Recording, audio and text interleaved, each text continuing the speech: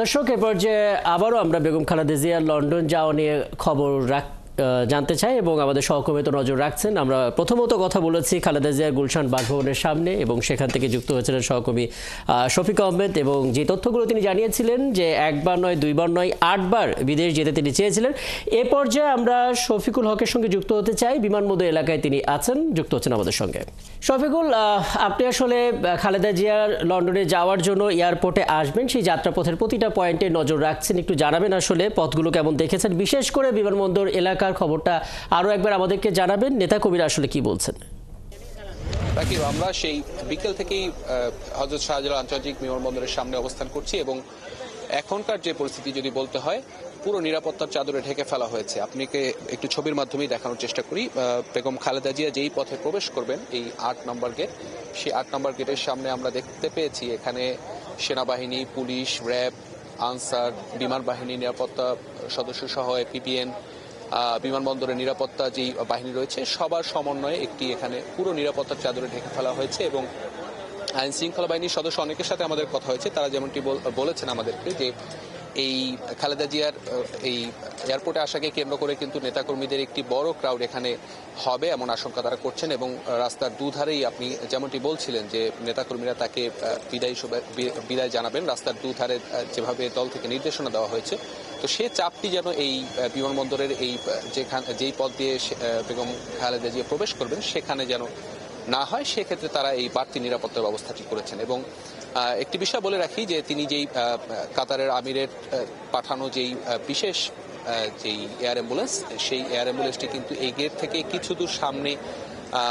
সেটি রাখা হয়েছে। এবং আমরা যতদূর জানতে পেরেছি বেগম খালেদা জিয়া তার ব্যক্তিগত যে গাড়ি, সেই গাড়ি সহকারে তিনি এই গেট থেকে ভিতরে প্রবেশ করবেন এবং সরাসরি গিয়ে তিনি বিমানে উঠবেন বলে আমরা এখন পর্যন্ত সেটি জানতে পেরেছি। তার ইমিগ্রেশনের যেই বিষয়গুলো রয়েছে সেটি তার ব্যক্তিগত যে নিরাপত্তা ব্যবস্থায় যারা নিয়োজিত তারা সেই বিষয়গুলো সম্পন্ন করবেন।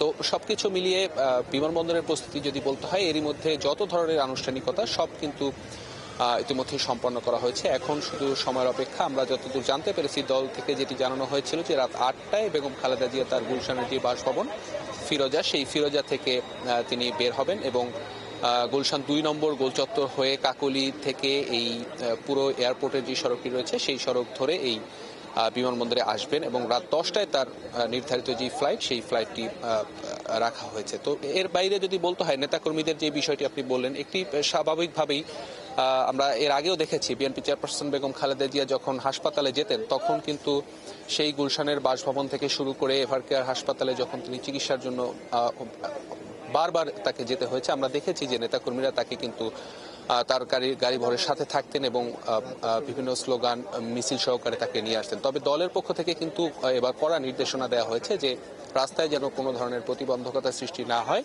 দলের নেতাকর্মীদের গতকাল আমরা দেখেছি বিএনপির সিনিয়র যুগ্ম মহাসচিব রুহুল কবির রিজভী তার স্বাক্ষরিত যেই একটি প্রেস বিজ্ঞপ্তি দেওয়া হয়েছিল দলের নেতাকর্মীদের নির্দেশনা যে নেতাকর্মীরা রাস্তার দুধারে ফুটপাতের উপরে দাঁড়িয়ে ম্যাডাম জিয়াকে তারা বিদায় জানাবেন, এমন তথ্য আমাদেরকে এর আগে জানানো হয়েছে। তো সেই নেতাকর্মীদের উপস্থিতি এই এয়ারপোর্টের সামনে আমরা সেরকম দেখতে পাচ্ছি না, কারণ আইন শৃঙ্খলা বাহিনীর সদস্যরা অনেকেই আসলে এখানে নিরুৎসাহিত করছেন নেতাকর্মীদের ভেতরে আসার জন্য। তবে মূল যে সড়কগুলো রয়েছে সেই সড়কগুলোতে দুপাশে কিন্তু এরই মধ্যে আমরা খবর পেয়েছি বিভিন্ন জায়গায় এই কাকলী মোড় থেকে শুরু করে এয়ারপোর্ট পর্যন্ত যে সড়কটি, সড়কের দুধারে তারা ইতিমধ্যেই এসে জড়ো হয়েছেন।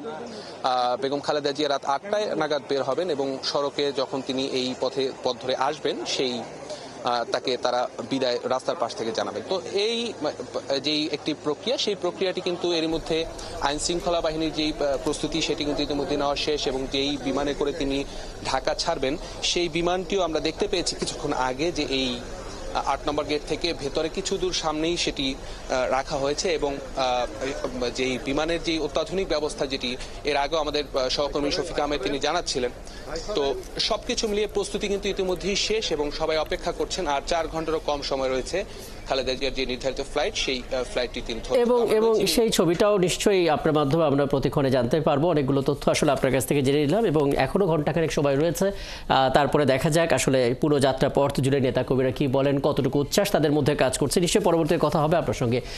শফিকুল হক যুক্ত হয়েছিলেন বিমানবন্দর এলাকা থেকে।